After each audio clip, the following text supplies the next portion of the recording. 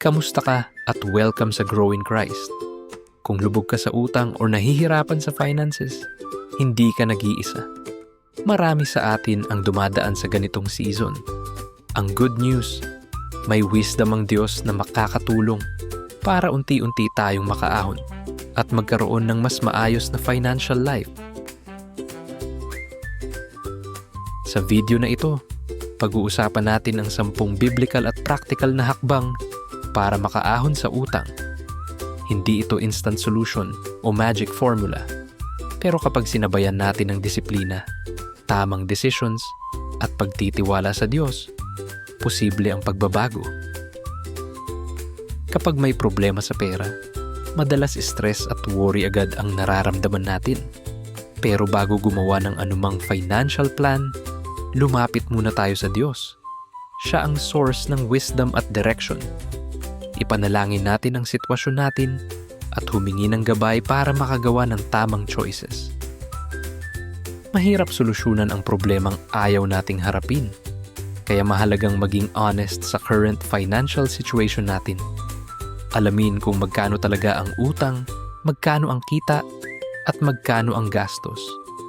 Ang pagharap sa katotohanan ay simula ng pagbabago. Ang budget ay hindi para higpitan ang buhay mo, kundi para bigyan ka ng kontrol sa pera mo. Kapag alam mo kung saan napupunta ang bawat piso, mas madali mong makikita kung ano ang dapat bawasan at kung saan ka pwedeng mag-ipon. Kung gusto nating makaahon, kailangan nating ihinto ang cycle ng pangungutang. Mahirap makausad kapag may bagong utang habang binabayaran ng luma. Matutong maghintay, magplano, at iwasan ng impulse buying hanggat maaari. Hindi natin kailangang sabayan ang lifestyle ng ibang tao. Ang tunay na financial freedom ay hindi nakikita sa mamahaling gamit, kundi sa pagkakaroon ng peace at contentment. Mas mabuting simple ang buhay kaysa magmukhang mayaman, pero puro utang naman. Minsan kailangan din nating dagdagan ng income para mas mabilis makabayad ng utang. Baka may skills, sideline, o negosyo kang pwedeng simulan. Gamitin natin ang talents at opportunities na ibinigay ng Diyos para makatulong sa financial recovery natin. Huwag basta magbayad ng walang strategy. Gumawa ng malinaw na repayment plan. Pwedeng unahin ang pinakamaliit na utang para magkaroon ng momentum o ang may pinakamataas na interest para makatipid. Ang mahalaga ay tuloy-tuloy ang progress. Bilang mga Kristiyano, gusto nating maging tapat sa ating mga pangako. Kung may utang tayo, gawin natin ang best natin para mabayaran ito ng maayos. Ang integrity sa pera ay bahagi rin ng ating testimony bilang tagasunod ni Jesus. Kahit maliit lang ang kaya mong itabi, magandang magsimula na.